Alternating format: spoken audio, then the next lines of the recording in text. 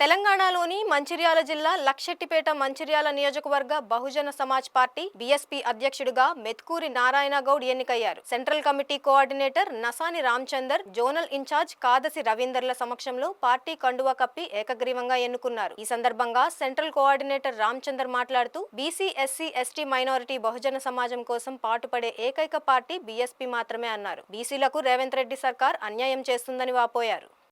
42% రిజర్వేషన్లను ప్రకటిస్తున్నామని అసెంబ్లీలో ప్రకటించడం జరిగింది.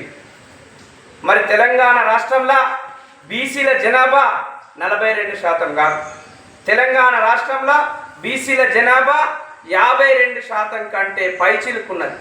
60% వరకు బీసీల జనాభా ఉన్నది ఈ తెలంగాణ రాష్ట్రంలో. మరి ఈడబ్ల్యూఎస్ను 10% అగ్రవర్ణ సమాజం ఉందని ఈడబ్ల్యూఎస్ని ఎట్లయితే 10% తీసుకుపోయారో మరి బీసీల జనాభా తెలంగాణ రాష్ట్రంలో ఎంతుందో అంత రిజర్వేషన్లు ప్రకటించాలని బహుజన్ సమాజ్ పార్టీ డిమాండ్ చేస్తుంది. జనాభా దమాషన బీసీలకు రిజర్వేషన్లను ప్రకటించాలని బహుజన్ సమాజ్ పార్టీ డిమాండ్ చేస్తూ ఉంది.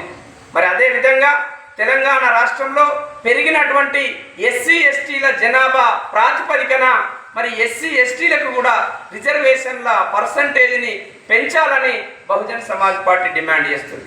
మరి అదేవిధంగా భారతదేశంలో బీసీలకు చట్టసభలలో, పార్లమెంటులో, అసెంబ్లీలలో రాజకీయ రిజర్వేషన్లను జనాభా దమాషన కల్పించాలని బహుజన్ సమాజ్ పార్టీ డిమాండ్ చేస్తాం.